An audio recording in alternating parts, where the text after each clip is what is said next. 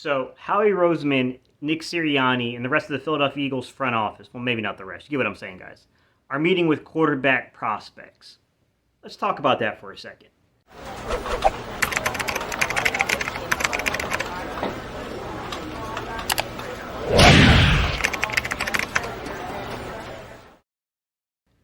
What's up, Eagles Nation? What's going on, NFL world? How you doing, Division Rivals? This is Steven Hyder, Gate City Sports Channel. Sports Channel where the cerebral NFL fan comes for about 10 minutes of daily content. Good morning, afternoon, evening, whenever it is you get around to watching this, guys. So, there's been some things I've noticed popping up on the screens, up in the suggested videos here. A lot of articles. I don't really just want to push it off on content creators. There's a ton of articles here that are overreacting, in my opinion. Look, I certainly understand where people are coming from. I get it. You don't really interview people unless there's some inherent interest here. It doesn't mean you necessarily have interest in drafting them. You may just want intel on them because you realize that this person could potentially be the quarterback of an opponent down the road, and having some insight to who this guy is, it matters. So, yeah, it's definitely true. The fact that they have met with multiple quarterbacks would tell me that they're at least eyeing the concept of, okay, our draft value is this. If this guy is available in this round range, we're going to take him. So, what I'll say right from the start is, guys, is go back to the 2020 NFL Combines. Last year where we really had those type of interviews, right? And you can see a generalized trend. They were definitely interviewing these speedy, fast wide receivers. And we ended up taking a few of those guys, to be quite honest. But with that said, I want to point out a couple of similarities here that I think have to be discussed. KJ Hill was a guy that the Eagles seemed to have interest in, especially coming out of the Combine. KJ Hill had met with the Philadelphia Eagles, thought that interview went fairly well. They had him memorizing plays from a playbook. I mean, he felt like this is probably a really good opportunity, a really good possibility. I'm drafted by this particular organization. But at the end of the day, KJ Hill was not drafted by the Philadelphia Eagles. What I'm going to tell you is I see a report like the Matt Corral report, and I'll be honest with you, we've seen this before. Now, I want to preface this by saying, sometimes it's not that the Eagles don't have interest in a guy like KJ Hill. They may have completely had interest in him. They may have wanted him in this round, and some team leapfrogged them to take him. That you can never predict some of these things, guys. There's the unknown politics side of this stuff. So it doesn't mean that there's not general interest in Corral. But what I will say is that I don't necessarily see that they interviewed somebody and think that that's a one-for-one that they're going to draft this player. I do think if you've been interviewed, it increases the possibility that you're drafted. There's no doubt about that, in my opinion. It gives you an idea of the type of players that they're actually queuing in on, right? But with that said, I think it speaks more so to what is the volume of quarterbacks they're interviewing, okay?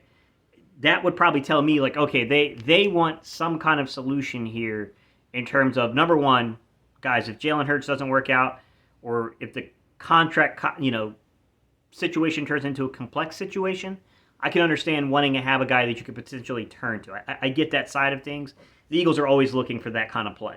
You know what I mean? I definitely get that one. But number two, they might just be looking at this like, look, Reed Sinnett is Reed Sinnett. Yeah, we'd like to have a more stabilized backup situation because we probably only have Gardner Minshew for one more year. There's a possibility he's not even on our roster this year. If someone offers us enough, we need to have something in place to kind of move on and have a second guy behind him. I think all those things are possible, and I think there's a reason why the Eagles are interviewing quarterbacks. I don't necessarily just turn my head towards it. But I also don't think that means that they're necessarily looking at guys and thinking like, hey, we're going to draft a guy in the first round. Me personally, guys, I see the situation as being kind of complex, right? When you have 3 first-round draft picks, if you intend to use 3 of those draft picks, let's be real, guys. There's a possibility that they try to snag a quarterback in the first round. We all know that that's in play. Even the most, arduent Jalen Hurts supporter, he knows that deep down, you got to be a little skeptical of this Philadelphia Eagles offense, especially with 3 picks. With 1 pick, you can kind of say, hey, man, you got to build around this team. What are you doing? But with 3 picks, we know that there could be a quarterback taken here. None of us are doubting that, per se. It's just a tough situation, guys, because on one hand, I think that if you're picking in the top 100 picks, and you got 4 to 5 picks, you got 5 to 6 picks, honestly, in the top 100, you need to come away with players inside of that top 100 that can contribute on your football team right away. That's why it's really difficult with certain position groups to draft them. Say a guy like Charles Cross slips down the board at left tackle. dude, that guy is by far at 15, he's the best player available. The thing is he's probably not going to contribute unless there's injury. It's a hard proposition to make given the situation, right? I mean, you can look at a lot of different things. You know, if Kelsey doesn't come back and you have this situation with Linderbaum. Linderbaum's a quality prospect. Probably not starting year one on this Philadelphia Eagles football team. It's difficult to say, guys, right? I mean, certain actions and certain things can move people up and down your board, but that's the problem I have with taking a quarterback high in the draft is like if that guy's going to be a backup, if that guy's going to be even potentially a third stringer, where he's just really operating your scouting team, that's a difficult sell, guys. I'm going to be honest with you. That's a really difficult sell. And I understand the Eagles' perspective of like, look, I got 1 year on Gardner Minshew's deal. I don't know anything about Reed Sinnett, and Jalen Hurts will be entering year 3 of a 4-year rookie contract. So, we've got to insure ourselves to an extent here. I certainly understand the perspective here. I don't think it's ridiculous to think that the Eagles are going to draft a quarterback somewhere in this draft. I definitely think it's going to happen. I just don't think it's going to be in the first round. Past the first round, guys, I think all bets are off. If they like a guy enough in the second, third, or fourth round, I'm here to tell you guys that name might be called.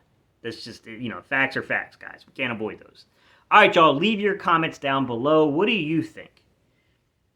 Sometimes where there's smoke, there's fire, guys. I'm not trying to discredit people because, when you start interviewing numerous people at a position group, it shows that you have some inherent concern about that position group, right? You're doing your due diligence. It doesn't mean any names coming off the board per se, but you're certainly doing your due diligence here. What are your thoughts, guys? What do you guys think about some of these reports coming out? And by the way, I really don't give a crap about this strange reports that are coming out about like, oh, shooting basketball and, whether or not Sam Howell like that. Like, guys, let me give you a little clue what they're trying to do here. They do things like that, like play Monopoly, shoot basketball, all those type of things to throw you off. They want to disarm you a little bit. They want you to kind of fall into yourself a little bit so they can grade and judge you because they're not stupid. They know that these professionals now, because these guys are going into becoming professionals, they know that these guys work on these interviews. These guys work at the combine on these drills to perform well. So they have to do things to knock you off a little bit. To me, it's astonishing the people who are writing who don't understand that point. But it is what it is, guys. All right, man. I appreciate y'all's time and attention, guys, and I'll see y'all in the next video. What's up, everybody? So thank you guys so much for actually tuning in and watching today's video. I just want to do a little bit of some news and announcements here. Guys, I had finished my financial planner, and for some of you guys that were asking me about this, yeah, it came out like textbook size. I did them by 8.5 by 11, guys. So right now they're up for sale for like, I want to say $15, guys, $14.98, which is an incredible deal when you see actually what you're getting. Also, I got my defensive end free agency guide linked down below, guys. If you guys want that, all I need in exchange from you is just your email address. I can sign you up for my newsletter, guys. All right, y'all. I appreciate y'all so much, guys, and I'll see y'all on the next video.